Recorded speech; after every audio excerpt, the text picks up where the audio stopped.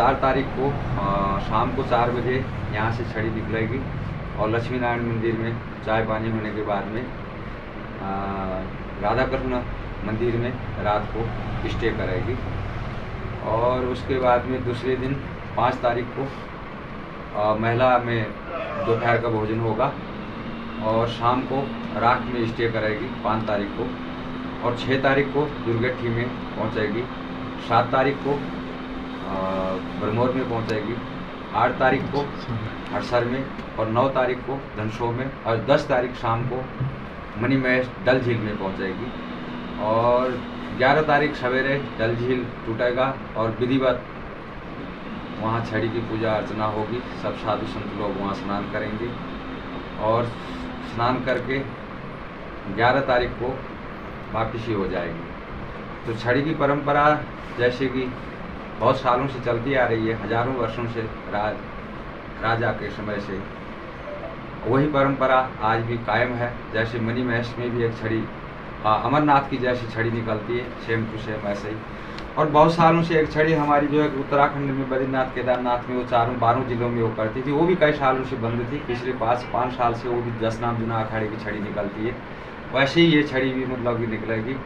और 11 तारीख को भरमौर पहुंचने के बाद में 12 तारीख को यहाँ भंडारा होगा। भंडारा होने के बाद में विधिवत सब साधु संतों को दक्षिणा करके उनकी विदाई करके फिर कड़ी पकौड़ी होगी और छड़ी का समापन हो जाएगा और यात्रा का भी समापन हो जाएगा। छड़ी तो सदियों से निकाली जाती है, यह आदि गुरु शंकराचार्य ने इसको निकाला है। छड़ी को दंड के रूप में भी मानते हैं और धर्म का प्रतीक भी मानते हैं। और आदि गुरु शंकराचार्य ने जब हिंदुस्तान में हिंदू धर्म प्राय लोप हो गया था और सब तरफ विधर्मी लोग थे उस समय, जो अन्य धर्मों को मानने वाले थे, वो आज से 3000 वर्ष पहले की बात है, जब कोई शैव धर्म मानने वाले थे, कोई यम धर्म को मानने वाले थे, सनातन धर्म को प्राय माना नहीं जाता था। उन्होंने नागाओं का एक विधिवत अखाड़ा बनाया और वो ये छड़ी की परंपरा उन्होंने चलाई कि ये सनातन धर्म का प्रतीक है। तो प्रतीक होने के नाते ये छड़ी का यही महत्व है कि सबकी इसमें आस्था है। और हिंदू धर्म का जो है कि पुनर्स्थापना भी किया था। स्थापना के उसमें चारों तरफ जो है कि उन्होंने जहाँ तीर्थ स्थल थे वहाँ ये मतलब कि छड़ियाँ घुमाई थी, तभी से मतलब ये छड़ी का मतलब कि परंपरा है। ये सनातन धर्म का मतलब कि प्रतीक चिन्ह माना जाता है इसको। तो उसको शिव और पार्वती के रूप में माना जाता है। मैंने जैसे कि बोला कि 3 जगह हमारी मतलब कि छड़ियाँ चलती है, जैसे अमरनाथ में छड़ी चलती है और ऐसे जो है कि उत्तराखंड में भी छड़ी चलती है। हालांकि वो कई सालों से उसकी परंपरा भंग हो गई थी, फिर से दोबारा से पिछले 5 साल से वो 12 जिलों में घूमती है।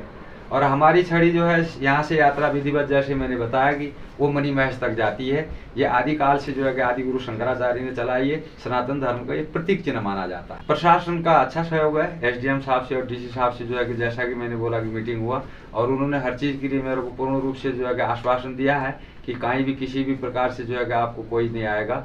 1-2 साल से कुछ भरमौर में या रास्ते में कुछ ऐसी मतलब कि कुछ घटनाएं पिछले साल बाबा लोगों के साथ में घटी थी।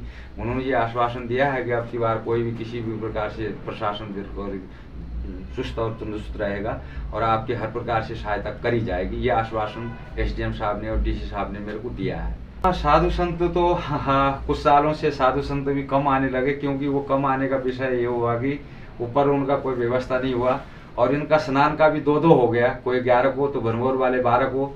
तो बाबा लोग जो है कि वहाँ बीमार पड़ गए बहुत सारे, वो भी एक विषय हुआ। और वो भरमौर में कोई उत्तम नाम का है, उसने जो है कि कुछ पुलिस प्रशासन करके बाबा लोगों को डराने का भी कुछ काम किया। तो तब से साधु संतों का आना भाई थोड़ा सा कम हो गया है। फिर भी जो है कि रहेंगे 20, 25, 30 साधु तो साथ में रहेंगे। पहले तो 50, 60 साधु मेरे साथ में चलते थे। तो थोड़ा प्रशासन ने भी उसमें जो है कि ध्यान नहीं दिया और उनकी कोई व्यवस्था नहीं करी।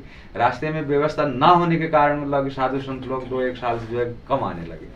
कितने सालों से ये परंपरा चल रही है? परंपरा तो जब से ये अखाड़ा चंबा में है, 1000 वर्ष से जो है अखाड़ा यहाँ है और उसका रिकॉर्ड जो है कि लक्ष्मी नारायण मंदिर स्वयं उसका हुआ है और 1000 वर्ष से ये परंपरा चल रही है जो चंबा में चल रही है। क्या नाम है अखाड़े का? ये पंचदशनाम जुना अखाड़ा है। श्री पंचदशनाम जुना अखाड़े की स्थापना 1000 वर्ष पहले हुई थी। साहिल वर्मन राजा ने जब ये नगरी बैठाई थी, तभी से ये परंपरा भी है। और उस जब राजा काल में तो राजा साहब खुद ही यहाँ आते थे और छड़ी का जो है पूजा अर्चना करते थे। अब जो है कि जब से राजाओं का शासन हट गया तो अब शासन प्रशासन इसका पूर्ण रूपेण अपना सहयोग करता है, छड़ियों को लेके बहुत ज्यादा विवाद रहता है। कुछ और छड़ियाँ भी आपके साथ चलती है, जैसे चटपट नाथ की छड़ी भी है, आपकी भी है, तो क्या विवाद है और क्या अभी तक हुआ है उसका? देखो, चटपट के नाथ के साथ में हमारा कोई भी विवाद नहीं है, खाली वो उसका जो है रूप दूसरा बता देते। वो चटपट जी का उनका अपना महत्व रहा है राजा काल से ही, और वो छड़ी नहीं है, वो अपना प्रतीक चिन्ह लेके जाते हैं। प्रतीक चिन्ह मतलब कि एक मूर्ति लेके जाते हैं। क्या लेके जाते हैं? उनका छड़ी का महत्व नहीं है, जो चटपट नाथ जी का प्रतीक चिन्ह है, जो उनकी मूर्ति है, उसका महत्व है। वो छड़ी नहीं है। छड़ी तो सिर्फ अखाड़े की चलती है, 10 नाम अखाड़ों की चलती है। कहीं भी आप हिंदुस्तान में जो 2-3 जगह, हाँ एक छड़ी हमारी निर्मंड से भी चलती है, तो वो भी जो है कि 10 नाम अखाड़े जुना अखाड़े की है। तो अब छड़ी जो होती है वो किसी आम की नहीं है। मैंने जैसे कि बोला कि आदि गुरु शंकराचार्य ने सनातन धर्म की स्थापना करी, आदि गुरु शंकराचार्य ने पुनः जो है कि संन्यास की भी स्थापना करी, आदि गुरु शंकराचार्य ने धर्म के रूप में धर्म के रक्षक है नागा की एक फौज बनाई, धर्म को पुनर्स्थापना करी। तो वो जो है कि छड़ी को धर्म के रूप में भी माना जाता है, दंड के रूप में भी माना जाता है। तो इसलिए छड़ी का तो और किसी का कोई लेना देना नहीं है।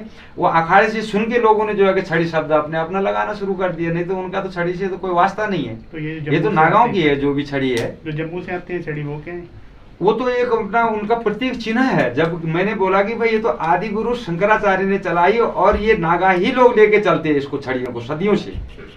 तो ये तो नागांव का सुना सुनी देखा देखी करके उन्होंने ही बोला, हमारी भी छड़ी उन्होंने भी एक चांदी के वो बना लिए, जबकि उनकी अपनी महत्ता है। ऐसी बात नहीं है। जो जम्मू से आते हैं, कश्मीर से आते हैं, वो भी वर्षों से उन लोगों का भी आस्था जुड़ा हुआ है, क्योंकि ये तो बनी महज तो आज का नहीं है, परंतु वो अपने देवताओं को ले जाके वहाँ स्नान कराते हैं। उनके देवते हैं उनको ले जाके स्नान कराते, ना कि मतलब की छड़ी को। आपको क्या हिस्सा देते हैं सर ये प्रशासन वाले? हिस्सा तो प्रशासन वाला मेरा नहीं देते हैं, क्योंकि वो जयकृष्ण गिरी ट्रस्ट में जो 10 नाम का पैसा है, पिछले कई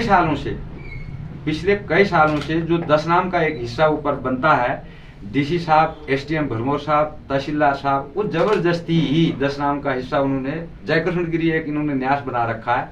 और 10 नाम अखाड़े का भी मैं महंत घोषित एवं निर्वाचित महंत हूँ मैं अखाड़े की तरफ से, परंतु शासन प्रशासन ने जबरदस्ती उन्होंने कब्जा करा हुआ है।